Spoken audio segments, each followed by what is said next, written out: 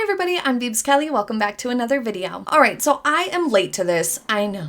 But so many of you asked me to cover this story, and I was interested in it, but I was out of town twice surrounding this controversy involving Blake Lively. Quick recap summary if you have not heard. Leading up to her movie release, It Ends With Us, rumors were swirling of tension between her and Justin Baldoni, who directed and acted in the movie alongside her. And it was clear that there was tension. The press junket was essentially divided. Some of his comments alluded to challenges on set. As the rumors continued to come out, people began looking into what had happened, and this clip of Blake looking rather combative during an interview surfaced. First of all, congrats on your little bump.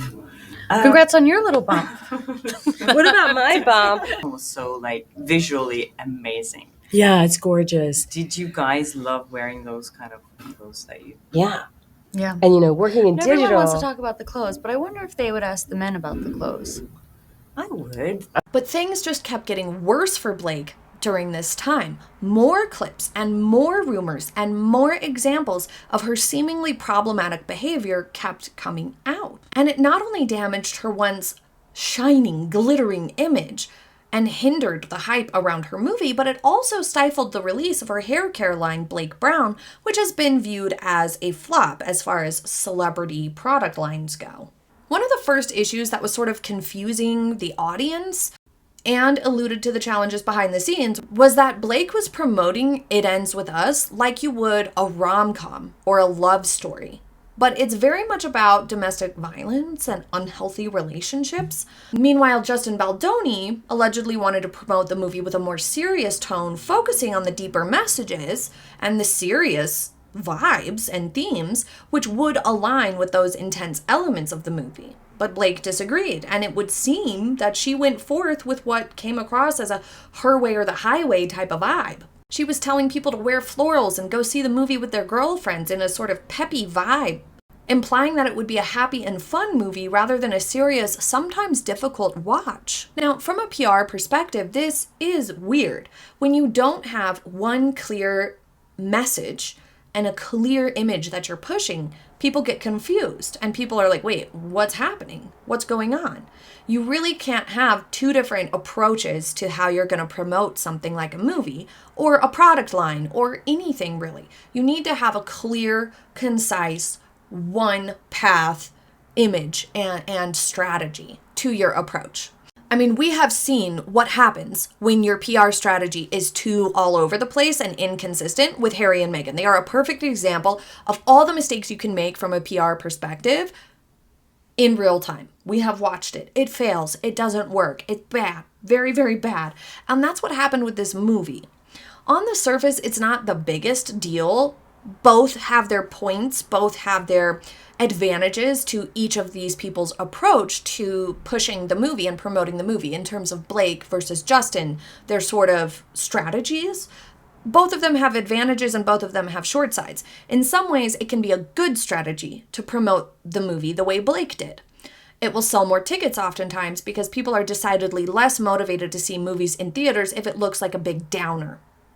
It's not a major studio, it's not a huge director or huge names behind it, it's not a huge producer. And I mean, Blake is a big name, but she's not necessarily like one of the biggest actresses in Hollywood or something like that, you know what I mean? And so smaller movies definitely need a bit of a buzz that seems exciting and fun and positive in order to generate interest. When somebody thinks it's going to be a bummer, the movie's going to be kind of sad and bum you out a little bit, they're not as motivated to go and see it in terms of like everyday people, which is what really drives movie sales, is everybody goes to see it. Everybody. If you're going to pick one movie that month to go and see, those are the people that you're trying to get to see your movie. And so if it's going to be a depressing sort of a movie, it might not appeal to people who are like, well, I'm only going to go see one thing. I'm going to pick something that's going to be happy and fun. However, that sort of approach will only work if it is consistent, and it just wasn't, with Justin delivering sound bites on the serious elements of the film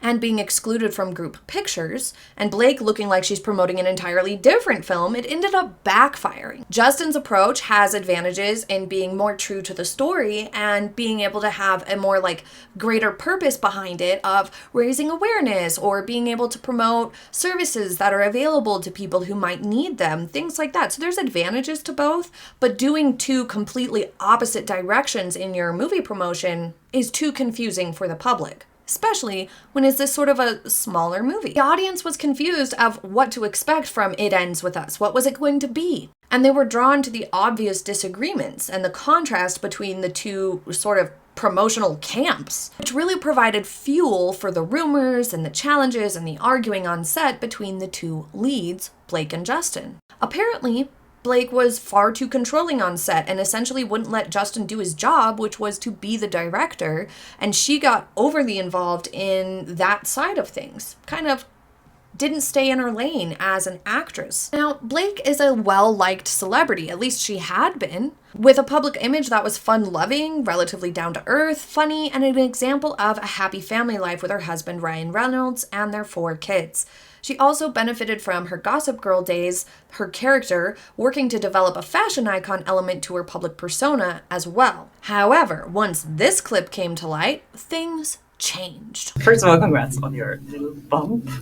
Congrats on your little bump. You like the movie? Are you a Woody Allen fan? I love most of his movies, and this one was so visually amazing. Yeah, it's gorgeous. Did you guys love wearing those kind of clothes that you? Yeah.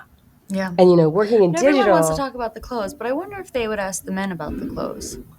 I would. I love little Jesse's He has some suits and beautiful. That's what how I'm saying. he His wardrobe was Oh, I beautiful. know, Corey's everybody. wardrobe I was know, gorgeous. he's Those so high-waisted pants. My first thought when I saw this clip was, well, did Blake not yet announce her pregnancy? Because if she hadn't announced her pregnancy yet, then she would have been annoyed that the reporter brought it up. But a quick Google search showed that Blake had actually revealed her pregnancy more than a month before this interview was conducted, and she had also talked about it on TV leading up to this interview with somebody else. I don't remember who it was, Kelley or somebody maybe? I don't know. But she had been talking about being pregnant again. So that all had already happened before this interview where she was acting prickly right from the get-go. And I think a lot of people thought that at first, that, oh, well, she must have still been keeping her pregnancy under wraps. Shame on that journalist. But that's not the case. In the absence of any sort of an excuse like that, this came off as straight up rude. And also, why? Can we just give it a rest already? Ladies do have an interest in fashion, costumes, makeup, and styling. We just do. Men do also, sure, of course they do. But it's undeniable that women will consistently enjoy talking about and appreciate styling and fashion and costume design statistically more often than men. Furthermore, the movie in question included, I believe, was it 20s era costumes or something like that? Which is something different and unique when it comes to the fashions that were in the movie. It was interesting. It was going to spark interest from the public, which is the whole point of PR spots. The whole point of these sorts of interviews is to get people excited. And if that means dangling carrots before the fashionistas out there, then so be it. Tell us that there's going to be beautiful outfits. Some of us will go and see it just because it's beautiful. So this whole interaction with Blake did come off really bad, as well as Parker Posey getting in on it too, seeming really snarky and strange. I don't understand. It was very unfortunate. It's not like the interviewer called her fat or something, for goodness sakes. She said congratulations. So why these two actresses went off acting like mean girls is absolutely beyond me. It was super not okay. But it was a mistake, a clear mistake on both of their parts. Even though this clip didn't come out until years later, it's clear the type of damage that can be done when you act like an entitled brat. Because now Blake's image is forever tarnished by this, even though it was over a decade ago. She also hasn't come forth and acknowledged it and apologized or something like that yet, or put out a statement of any sort, which she certainly should have. But the reason why she hasn't is probably because there's more. This led me and the rest of the internet to look at more of her interviews. I don't really pay attention to celebrities that much at all, really, at all. I can't be bothered. So I had to go looking. And the conclusion that I came to after seeing several of her interviews is that she may be, or this whole dynamic might just be, mistakenly or not, her idea of banter. Her husband, Ryan, is well known to have a sarcastic sense of humor and be very good at banter that people respond to really, really well. At least they had for quite some time. Sometimes it's ribbing on the other people or making light of things and making jokes nonstop in a rather sarcastic tone. Like, that's what Ryan is kind of known for.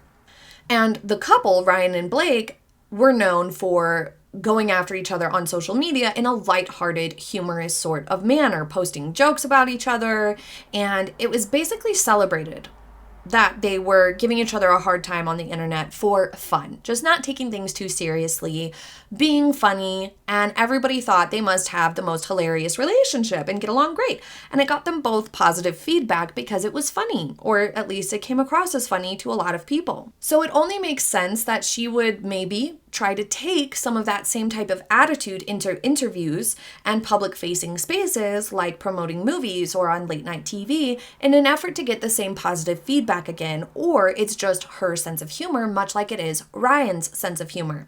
And that's fine. And I don't think this is a situation of Blake's version of this sarcastic sense of humor being taken wrong because she's a woman, and Ryan's same sarcastic sort of sense of humor being taken well because he's a man.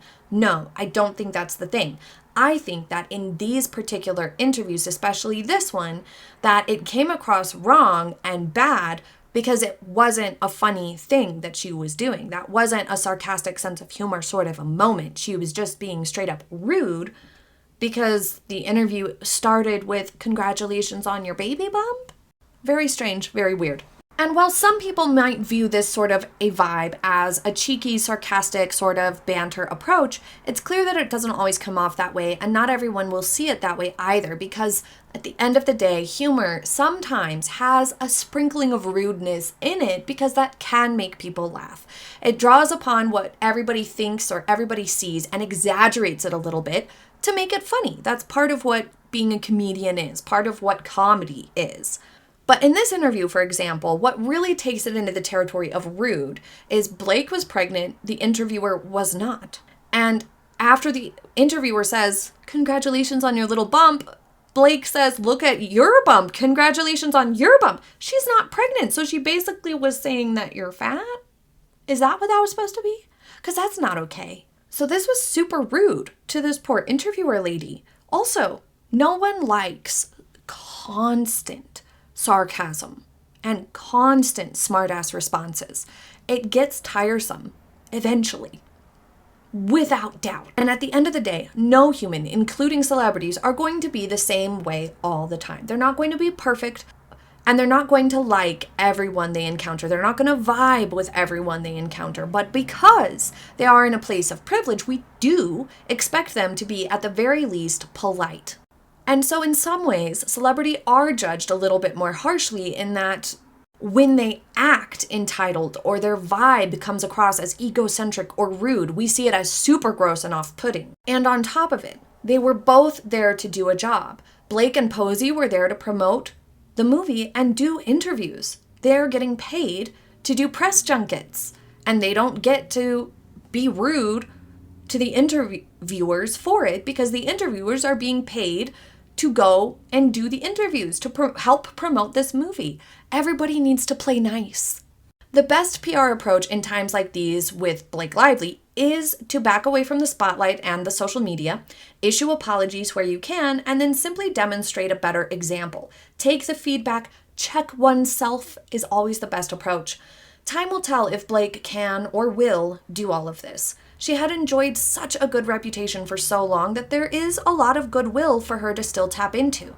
This is essentially her first big PR storm, although it has uncovered a deeper sort of uncharacteristic vibe, a rude sort of pattern to her behavior. She still has hope to turn things around if she plays her cards really, really carefully. In contrast, we've seen people like Meghan and Harry make these sorts of mistakes and get negative feedback time and time again that they never deal with properly. They never learn from, and the goodwill vanishes over time. And then you end up an example of everything not to do in terms of public image, the way the Sussexes have. What do you think about Blake Lively now, after all of this? Thank you so much for joining me for today's video. I cannot wait to read your thoughts in the comments. Have a happy day, everybody. I'll see you next time. Bye.